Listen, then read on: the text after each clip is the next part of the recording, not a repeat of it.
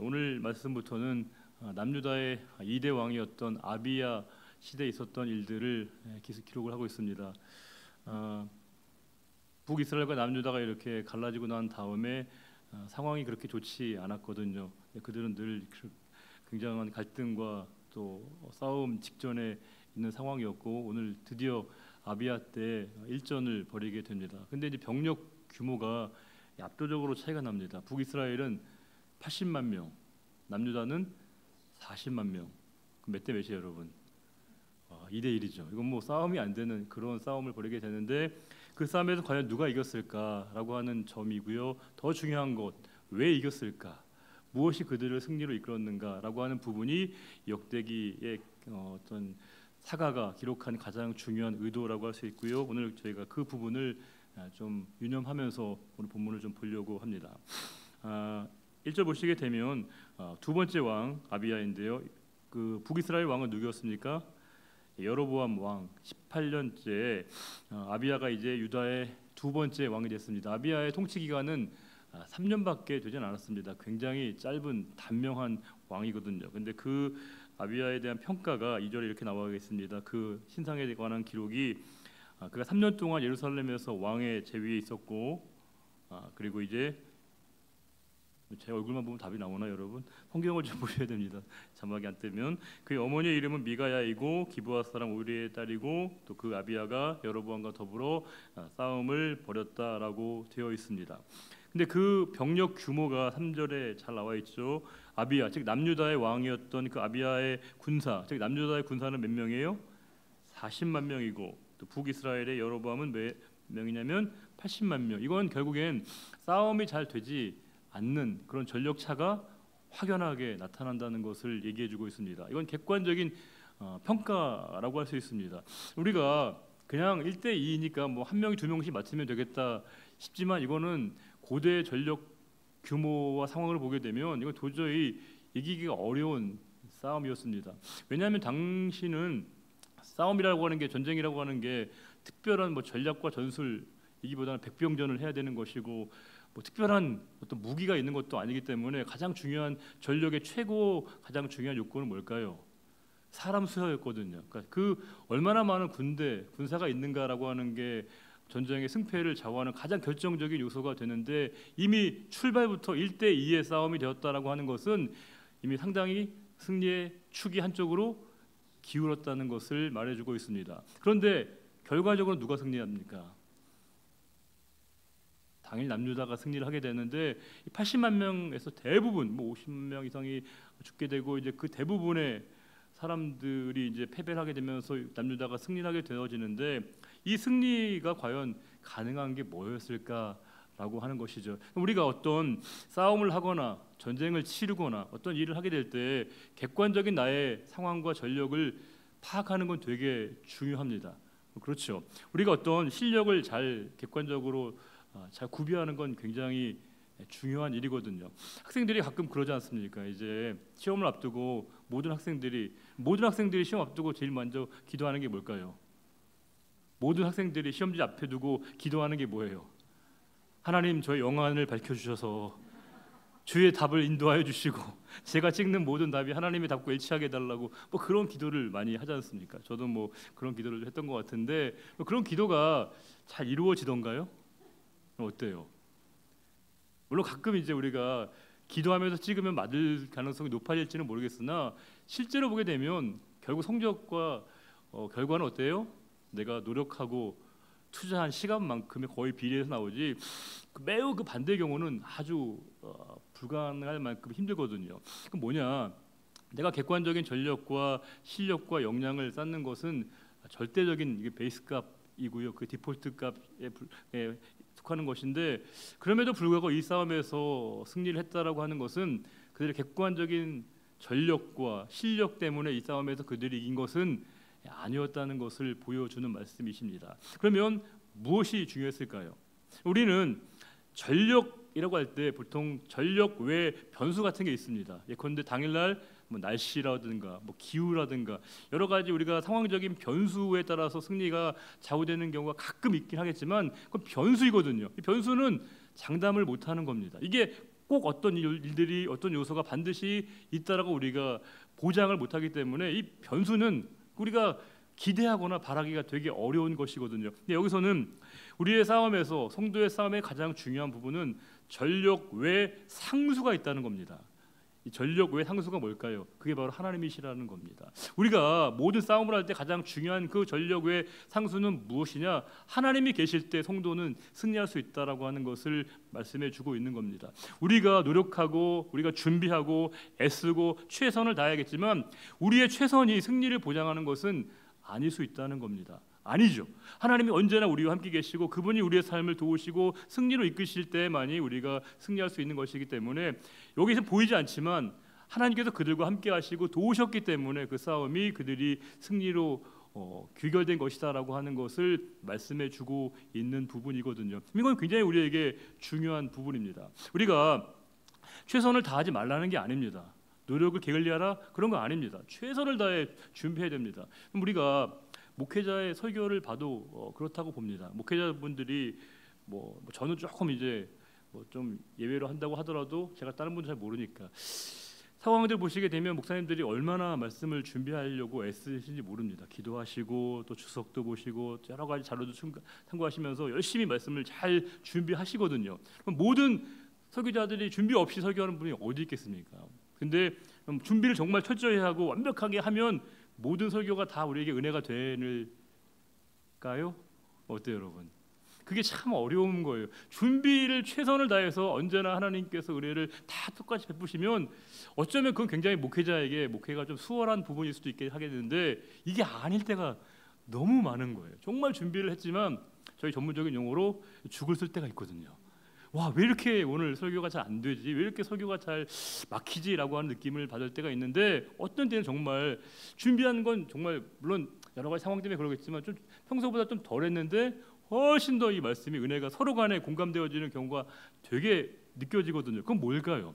그건 목회자의 열심과 준비가 모든 것을 좌우할 수 없다는 당연한 명제이거든요. 이게 언제나 우리가 모든 일들을 하지만 우리의 모든 전력 외 상수이신 그 하나님을 언제나 우리가 늘 기대하고 바라보는 그 마음이 우리에게 필요하다는 거예요. 지금 이 싸움은 물론 전력차는 완벽하게 현격하게 이게 기울어져 있는 것이기 때문에 남유다가 승리한다는 건 애초부터 불가능한 것이지만 이 불가능한 일들이 가능했던 그 이유가 뭐냐? 그들의 준비, 그들의 전술, 그들의 전략, 그들의 능력이 아니라 그 배후에 계셨던 하나님이 그들과 함께 하셨을 때 그들이 승리했다는 것을 우리에게 보여주기 때문에 이것은 우리들에게도 마찬가지입니다. 우리가 최선을 다해서 어떤 것을 준비하고 애쓰고 노력하고 최선을 다해 우리가 대비하되 그것이 우리의 승리를 보장하는 것은 장담하는 것은 아닌 것이고요.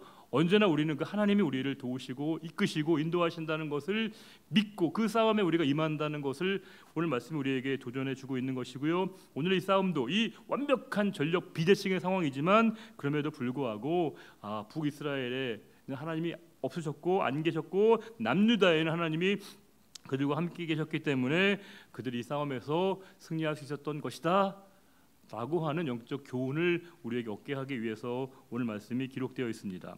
자, 4절 보시게 되면 이제 그들이 드디어 아주 팽팽한 전력으로 싸움에 임하게 됩니다. 4절에 아비야가 에브라임 산중 스바라임 산 위에서 이르되 여로보암과 이스라엘 무리들아 다 들으라. 즉 아비야가 외치고 있는 거예요. 아비야가 누구라고요? 너무 당연한 건데 여러분들이 자꾸 이제 까먹으실까 봐. 남유다의 왕입니다. 남유다의 왕이었던 아비야가 이렇게 누구에게요? 북이스라엘 사람들에게 군사들에게 외치고 있는 거예요. 뭘 외쳤을까요? 자, 5절에 이스라엘 하나님 여호와께서 소금 언약으로 이스라엘 나라를 영원히 다윗과 그의 자손에게 주신 것을 너희가 알 것 아니냐. 즉 하나님의 언약의 계승자가 누구라는 걸까요? 다윗이고요. 다윗 왕가에게 하나님이 언약을 주셔서 이 민족, 이 혈통을 통해서 하나님의 구원 역사를 이루어 가신다라고 하는 그 하나님의 언약을 상기시킨 거예요. 즉 이 왕가의 정통성이 어디에 있다는 거예요? 우리에게 있다라고 하는 겁니다. 즉 하나님의 언약을 그들에게 상기시켜 주고 있습니다. 그 언약은 뭘까요? 소금 언약이라고 되어 있습니다. 변치 않는 소금 언약을 그 북이스라엘 백성들에게 그 아비야가 외치고 있는 건데 이건 뭘 의미하는 걸까요? 그 언약에 대한 이 아비야의 분명한 확신이자 또 그 사실을 사람들에게 상기시켜주고 있는 것이거든요. 언약은 뭘까요? 용어적인 표현으로 보게 되면 우리가 흔히 계약과 언약이라고 우리가 흔히 구분을 하거든요. 그럼 계약은 뭐예요?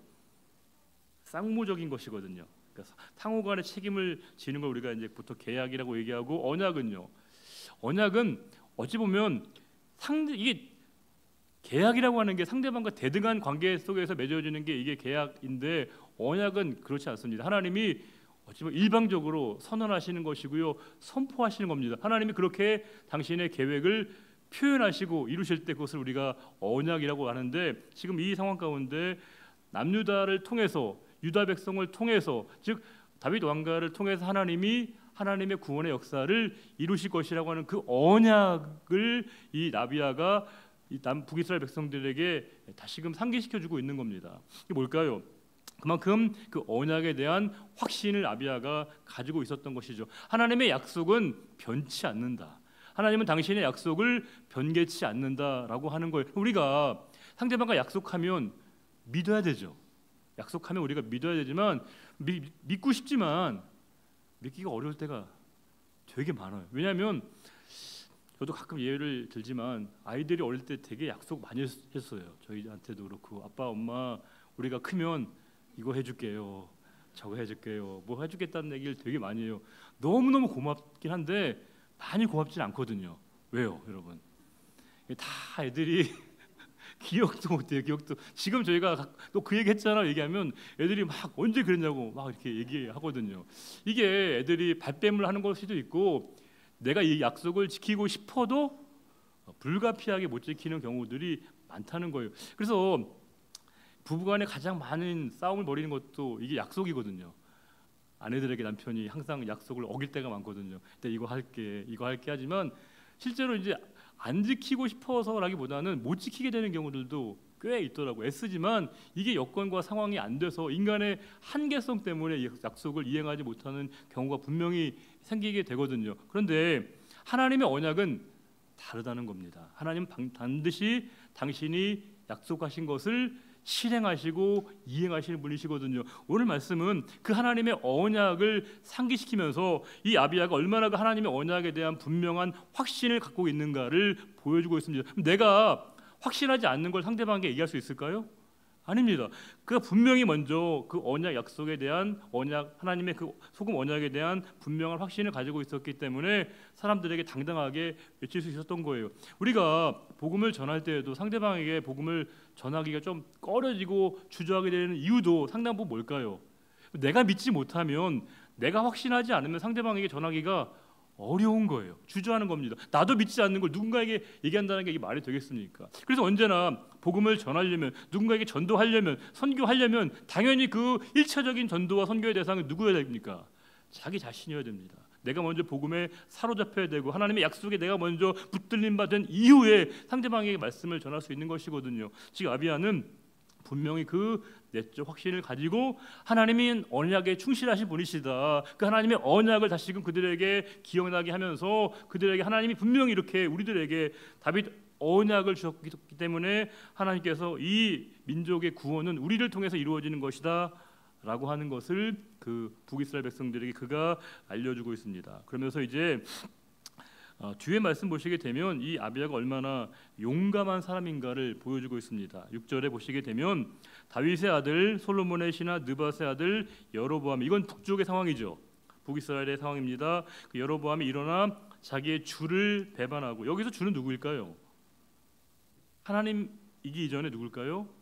르호보암을 얘기하는 거예요. 왕 르호보암을 그가 배반하고, 즉 여로보암이 르호보암을 배반했거든요. 배반하고 남봉꾼과 잡배가 모여 따름으로 스스로 강하게 되어, 즉 북이스라엘이 어떻게 형성되었는가를, 나라가 어떻게 갈라져 있는가를 과정을 설명하고 있는 거예요. 그러면서 스스로 강하게 되어 솔로몬의 아들 르호보암을 대적했다는 거예요. 즉 여로보암이 르호보암과 맞서서 그 불량배들을 이끌고 분리해서 나라를 이루게 됐고, 그것이 바로 북이스라엘 너희들이야, 이렇게 얘기하고 있는 겁니다. 그런데 더 중요한 부분은 뭐예요? 르호보암을 대적하였으나, 이렇게 얘기하십니다. 그때 르호보암이 어리고 마음이 연약하여 그들의 입을 능히 막지 못하였었느니라. 어린 백성이 이르고자 할 빼시도 할 때 또 그런 것처럼 이게 어리다는 말이 되게 연소하다 그런 의미는 아니겠죠. 되게 어리석다라고 하는 겁니다. 르호보암 왕은 되게 어리석고 마음이 연약했다는 것도 좋은 의미가 아니에요. 참 그가 심지가 굳지 못했어 이렇게 얘기하고 있는 겁니다. 이게 되게 어려운 얘기죠. 왜요? 르호보암은 누군데요? 자기의 선친입니다. 아버지에 관한 얘기를 하고 있는 거예요. 그리고 지금 그 무엇보다도 왕가의 정통성의 문제가 되게 심각한 현안인데 자기 아버지에게 흠집이 될 만한 얘기를 한다는 건 이건 되게 어려운 얘기. 아버지에 대해서 부정적인 얘기를 한다는 건 결국엔 누구예요? 자기에 대한 비판일 수 있는 거거든요. 근데 그 얘기를 공개적으로 한다? 이거 되게 어려운 겁니다. 아니 최대한 용비어천가해서 미화시켜야 마땅한데 오히려 정반대로 르호보암 왕 자기의 선친이 이렇게 참 아쉬운 모습을 보였다라고 하는 것은 대단한 용기 있는 표현이라고 하는 거예요. 지금 보게 되면 그 아비야는 어찌 보면 자신과 자신의 왕가에 속한 그 한계와 부족함을 용기 있게 표현할 수 있는 마음을 가졌다라고 하는 겁니다. 신앙은 용기가 필요합니다. 우리 용기가 필요하다는 거예요. 그러니까 자신의 약점, 부족한 것을 드러낼 수 있는 용기를 갖는 겁니다. 우리가 용기가 없는 사람은 오히려 자꾸 자기의 부족한 부분들을 그 약점을 끝내 막 숨기려고 합니다. 들키지 않으려고 합니다. 그래서 자꾸 그것을 감추고 은폐하고 숨기려고 하는데 우리가 하나님 앞에 서 있는 우리는 내 모든 것을 그분 앞에 솔직하게 드러낼 수 있는 용기를 갖는 것이거든요. 하나님, 저는 약합니다. 하나님, 저는 부족합니다. 하나님, 저는 무지합니다. 라고 하는 것을 인정해야, 우리의 부족함을 인정해야 하나님의 긍휼하심을 우리가 경험할 수 있는데, 마치 우리가 하나님이 필요 없는 것처럼 우리가 만약에 고백하고 생각한다면 하나님이 우리의 삶에 들어올 그 여지를 우리가 차단하게 만드는 것이거든요. 우리가 기본적으로 하나님 앞에 설 때는 언제나 나의 한계를, 부족함을 인정하는 그 용기가 필요하다는 겁니다. 우리가 어떤 상황 가운데 내가 나 자신의 능력의 한계를 절감하는 사람만이 기다릴 수밖에 없는 거예요. 그러니까 내가 상대방을 바꿀 수 있다고 생각하는 사람은요 기다리지 않습니다. 자신의 물리적이든 언어적이든 폭력적인 방식을 써서 상대방에게 뭔가를 우리가 바꾸려고 하는데 내가 뭐를 해도 상대방을 바꿀 수 없구나라고 생각하는 사람은요 기다릴 수밖에 없는 거예요. 강태공이 낚시하러 가서 내가 물고기와 대화가 통해서 직접 물에 들어가서 물고기를 데리고 나올 수 없다는 것을 인정하는 사람 뭐해야 돼요? 기다려야 되는 거예요. 얘가 물을 때까지. 그 세월을 낚는다고 얘기하지 않습니까? 기다림은 자신의 한계를 인정할 수밖에 없는 사람에게 주어져 있는 사명 같은 것이거든요. 우리가 나의 한계를 인정하는 것, 나의 부족함을 인정하는 것은 지당한 것이고 당연한 것인데 생각보다 이게 되게 어렵게 여길 때가 참 많습니다. 우리는 가능하면 우리를 자꾸 숨기려고 하고 은폐하려고 하고 감추려고 하고 드러내지 않으려고 하는데 하나님 앞에 설 때는 우리가 담대하게 나의 연약함을 드러낼 수 있는 그 용기를 가져야만이 내 삶으로 침투하시고 내 삶으로 스며드시는 그분의 은혜를 우리가 경험할 수 있다는 거예요. 저와 여러분이 만약에 내 삶을 내가 스스로 관리 가능하다고 생각하면 이곳에 나올 이유가 없어요. 필요 없습니다. 그런데 우리가 이렇게 나오는 이유가 뭐예요? 하나님, 저희는요 아무것도 할 수 없습니다. 하나님의 도움이 없이는요 아무것도 못해요 라고 하는 것을 인정하는 게 우리의 신앙의 출발점이거든요. 제가 가끔 농담삼아 진담삼아 말씀드리지만 제가 지금껏 봤던 전 청첩장을 제가 얼마나 많이 받겠습니까? 정말 수백 개 이상을, 정말 수백 개가 뭐예요? 훨씬 더 많은 청첩장을 받겠지만 제가 가장 감동받은, 제 인생에서 최고로 감동받은 청첩장에 있는 문구가 뭐라고 제가 말씀드린 적 있죠, 여러분. 하나님 없이는 단 1분 1초도 살아갈 수 없는 저희 두 사람이 이제 한 가정을 이룹니다. 얼마나 멋져요. 진짜 기가 막히지 않습니까? 제가 쓴 거니까. 얼마나 감동을 있어요, 여러분. 제가 이거 쓰면서도 집사람이랑 너무 잘했다, 너무 우리들의 마음이다라고 생각했거든요. 그렇습니다. 우리가 하나님 없이는 1분 1초도 살아갈 수 없다고 생각하는 사람이 하나님 앞에 나오는 겁니다. 우리의 가정을 우리 스스로 책임질 수 있다, 우리의 가정의 행복을 우리가 감당할 수 있다, 하나님께 나올 이유가 없습니다. 그런데 하나님, 저희 가정 우리가 해결할 수 없습니다. 우리 가정 우리가 스스로 행복을 이끌어갈 수 없습니다. 하나님이 저희들을 도우시고 인도하셔야만이, 하나님이 모든 것을 주장하셔야만이 우리의 삶이 가능합니다 라고 하는 우리의 인식과 고백이 우리의 신앙의 출발점이거든요. 지금 아비야가 너무 대단한 게, 어찌 보면 굉장히 숨기고 싶은 부분처럼 보이지만 그것을 용기 있게 고백했다고 하는 것은 하나님 안에서 그가 그 삶의 그 고민들이 해소가 되었다는 거예요. 해결받았다는 것이죠. 그게 자기에게 응어리가 되었다면 얘기 못했겠죠. 그런데 하나님 안에서 그것에 대한 해답을 얻은 사람만이 기꺼이 그것을 드러낼 수 있는 용기를 갖는 것이고, 지금 아비야도 자신의 그런 어쩌면 치부 같은 것을 용기 있게 드러내는 모습을 그가 보여주고 있다라고 하는 겁니다. 그러면서 이제 지금 이제 북이스라엘의 상황을 이렇게 얘기하고 있습니다. 8절에 이제 너희가 또 다윗 자손의 손으로 다스리는 여호와의 나라를 대적하려 하는도다. 이건 어딜까요?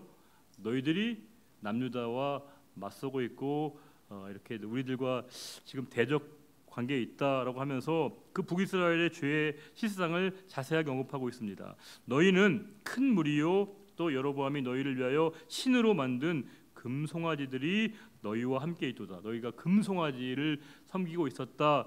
여기도까지도 말도 안 되는데 뒤에 있는 말씀은 더 황당한 얘기입니다. 9절에 너희가 아론 자손인 여호와의 제사장들과 레위 사람들을 쫓아내고, 아니 하나님 앞에 제사하고 예배하는 그 일들을 관장하는 것들은 제사장들과 레위인들만이 해야 하는데 그들 어떻게 했는가? 그들을 오히려 내쫓아내고요, 이방 백성들의 풍속을 따라서 제사장을 삼지 아니하였느냐. 즉 아무나 그들이 임의로 제사장을 삼았다라고 하는 거예요. 누구를 막론하고, 사람 누구든지 상관없고 어린 수송아지 1마리와 순양 7마리를 끌고 와서 장립을, 제가 제사장 할게요, 원하는 모든 사람에게 돈 받고 뭐예요? 제사장이 될 수 있게 했다는 겁니다. 여러분, 이게 정말 말이 안 되죠. 영적으로 그들이 완전히 무너지고 혼탁한 무질서한 상태였다는 겁니다. 영적인 무질서한 상태라고 하는 것은 단순한 종교적인 실상일 뿐만이 아니라 그들이 신앙적으로 하나님 앞에 불순종하고 불신앙의 모습을 보였다는 것입니다. 그들이 하나님 앞에 지금 불순종하고 불신앙의 모습을 보였기 때문에 말도 안 되는 하나님의 질서를 그들이 무너뜨리고 아무나 제사장을 삼고 아무나 그들이 레위 백성들이 하는 일들을 그들이 맡겼다는 거예요. 이게 완벽히 그들의 하나님의 통치와 하나님의 질서를 그들이 완벽히 무시하고 있는 그들의 그 죄악의 실상을 아비야가 그렇게 정확하게 지적하고 있습니다. 그들의 모습은 그러했다는 거예요. 그러면 보통 우리가 많은 사람이 이런 어쨌든 좀 대다수가 어떤 행동들을 하게 되면 또 이렇게 다 이렇게 죄에 물들어 있으면 사람은 어떻게 됩니까? 자연적으로 영향을 받고 우리가 그런 것들에 좀 상황들이 나의 삶으로 이렇게 침투하게 마련 아닐까요? 근데 10절에 우리에게는 여호와께서 우리 하나님이 되시니 우리가 그를 배반하지 아니하였고, 즉 잘한 게 뭐라는 거예요? 그들은 그러했으나 우리는 그렇지 않았다라고 하는 거예요. 즉 그들을 보면서 반면 교사로 삼은 것이죠.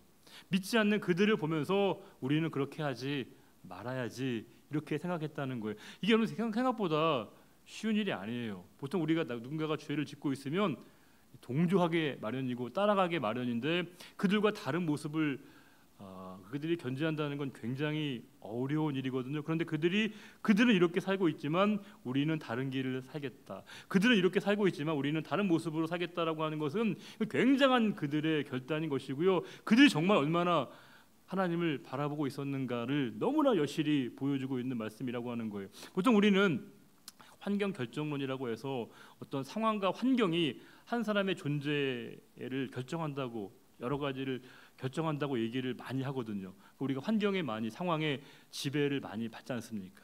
그렇죠, 여러분.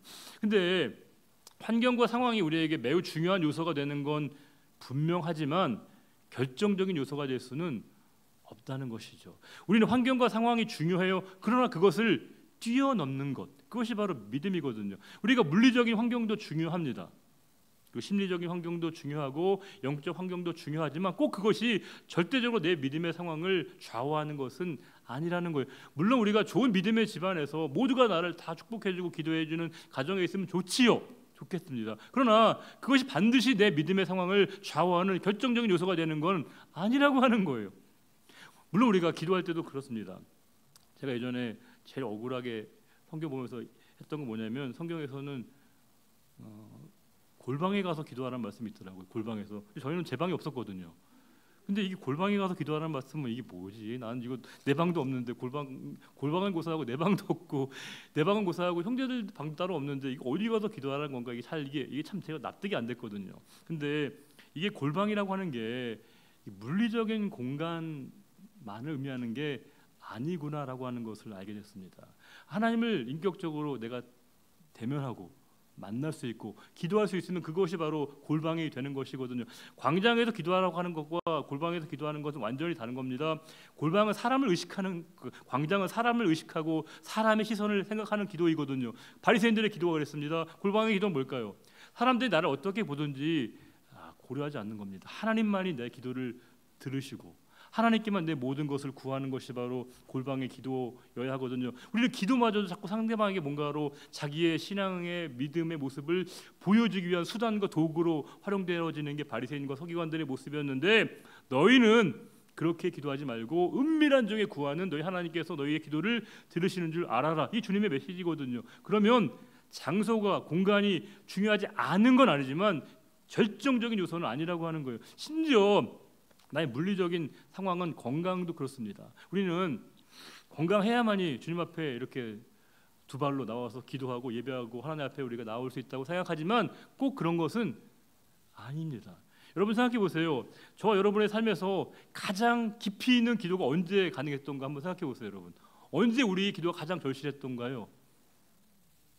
진짜 우리가 내일을 장담할 수 없는 상황, 수술대 위에 올라가는 그 상황이 되게 되면 진짜 그 기도는 정말 절박한 기도가 되거든요. 이거는 물리적으로 내가 아무것도 할 수 없는 것처럼 누워있는 그 상황은 되게 절망의 자리인 것처럼 보이지만 역설적으로 그 자리가 뭐예요?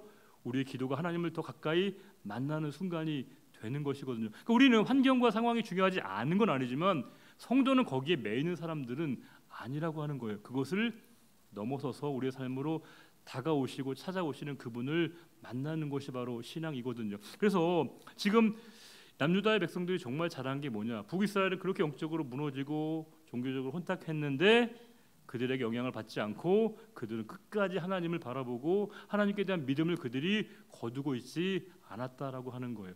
형제들도 보게 되면 같이 다 있게 되면 되게 이제 색깔이 비슷해지게 되고 똑같은 방향으로 가게 되지 않습니까? 같은 음식을 먹고 같은 공간에 있고 같은 시간대에 있게 되면 비슷한 생각으로 이렇게 굳어지기 마련인데, 그들은 형제 나라임에도 불구하고 영적 지향점을 하나님께 두고 있었기 때문에 그들이 그렇게까지 무너지고 있는 모습 가운데서도 동화되거나 동질되지 않고 그들의 믿음의 자리를 지켜내고 있는 그 남유다 백성들의 모습, 이건 그들의 자랑으로 여겨지지 않습니다. 우리가 이렇게 살고 있어, 우리는 이렇게 살아내고 있어, 이걸 얘기하고 있는 것처럼 보이지 않죠.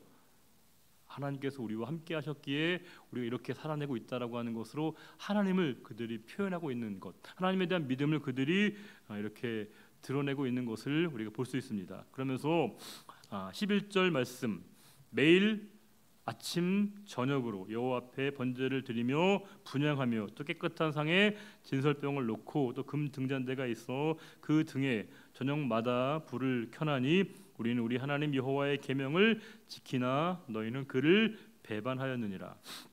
이게 뭘까요?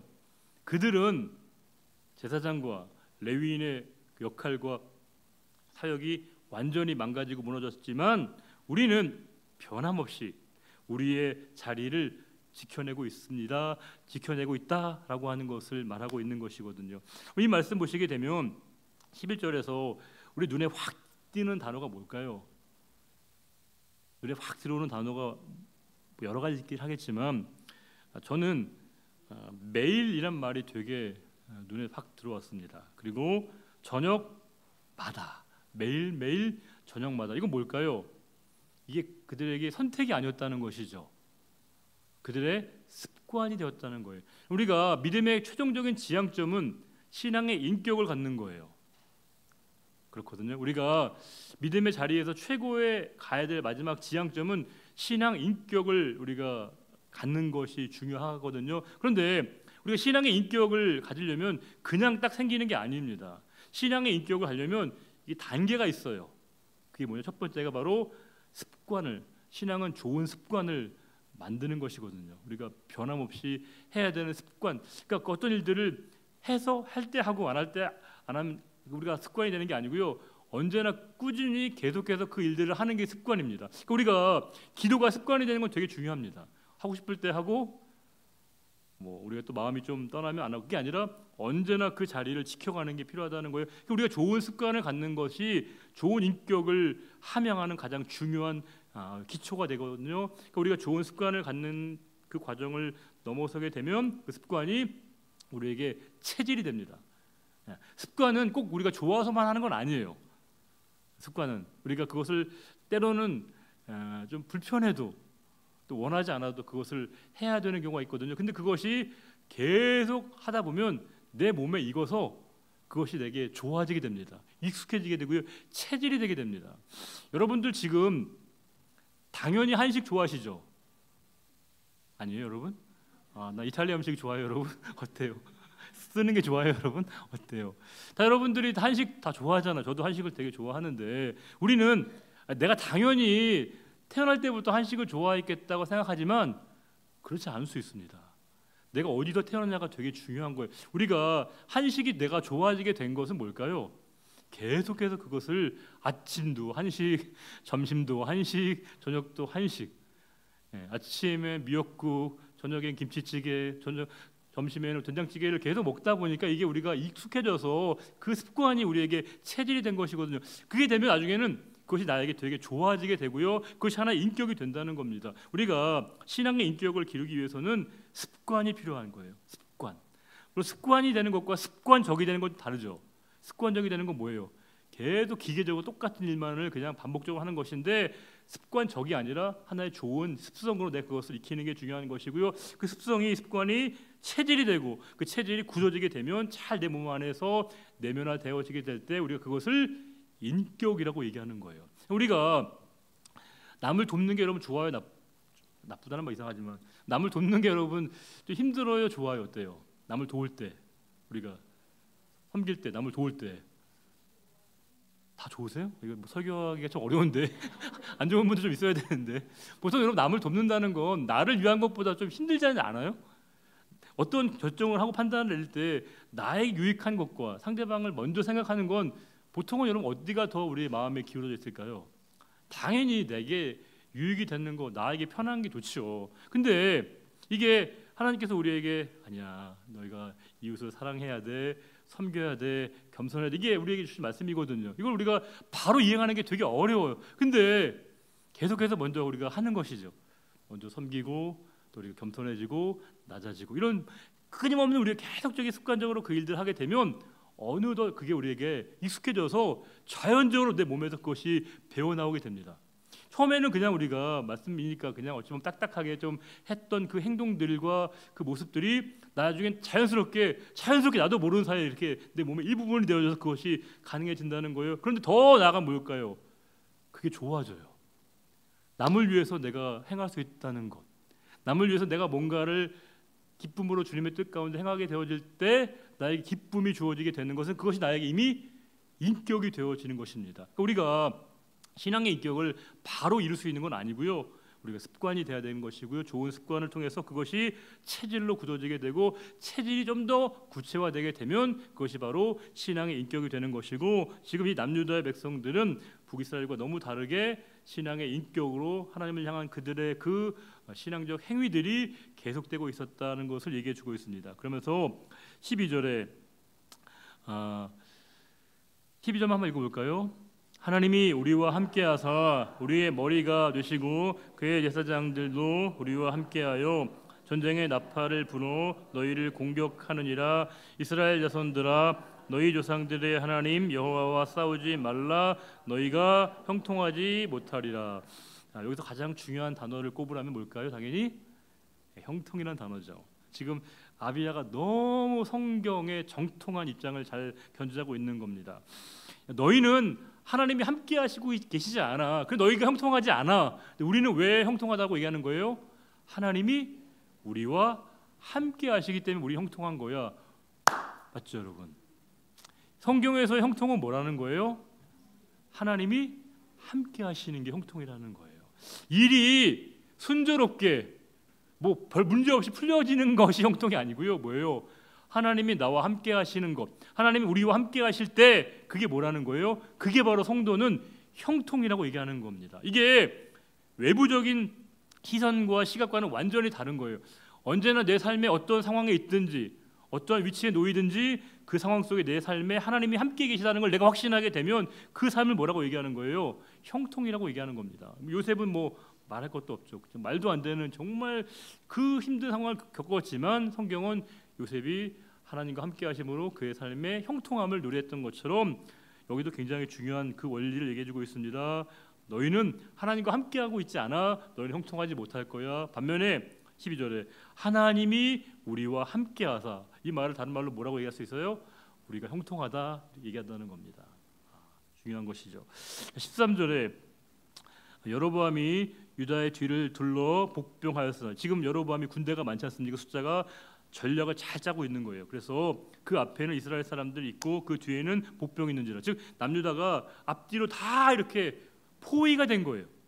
사방으로 우겨쌈을 당한 것이죠. 14절에 유다 사람이 뒤를 돌아보고 자기 앞뒤에 적병으로 말미암아, 즉 앞과 뒤에 다 적병이 있습니다. 사방으로 모든 적이 쌓여 있으면, 눈에 보이는 게 다 적들밖에 없으면 우리의 시선을 어디를 둬야 됩니까? 위를 봐야 되는 것이죠. 사방이 막혀 있으면 언제나 우리의 시선은 위를 향해야 되는 거예요. 다 갇혀 있습니다. 포위되고 있습니다. 근데 그들이 여호와께 부르짖고 있다는 건 그들의 시선이 누구에게 향하고 있다는 거예요? 하나님에게 그들의 시선을 두고 있다는 겁니다. 하나님, 저희가 다 막혀 있습니다. 포위되어 있습니다. 포박되어 있습니다. 저희가 이제 어디로 갈 데가 없습니다 라고 할 때 그들이 두려워하는 게 아니라 그 사방에 우겨쌈을 당하고 있는 그 상황 가운데 그들의 시선을 하나님께 그들이 두고 있다는 겁니다. 그리고 하나님께 부르짖고 있습니다. 제사장들 나팔을 봅니다. 유다 사람이 소리를 지르매, 소리를 질렀다는 건 뭐 고함을 치고 이런 게 아니라 뭐예요? 그들이 간절하게 하나님을 부르짖고 있다라고 하는 겁니다. 기도하고 있는 것이죠. 유다 사람이 소리를 지를 때 하나님이 여로보암과 온 이스라엘을 아비야와 유다 앞에서 치시니, 와, 기가 막히게 이제 하나님의 개입하심입니다. 이스라엘 자손이 유다 앞에서 도망하는지라 하나님이 승리하게 하십니다. 하나님이 그들의 손에 넘기셨으므로 아비야와 그의 백성이 크게 무찌르니 이스라엘이 택한 명사들이 죽임을 당하고 엎드러진 자가 50만 명. 몇 명이었다가요? 엄청난 대승을 거두게 된 겁니다. 자, 여러분 한번 생각해 보세요. 이 이야기는 아비야의 승전보를 얘기하는 걸까요? 하나님의 승전기를 얘기하는 걸까요? 그렇죠. 이 이야기는 아비야가 이겼다는 아비야의 승전보를 증언하는 얘기가 아니고요.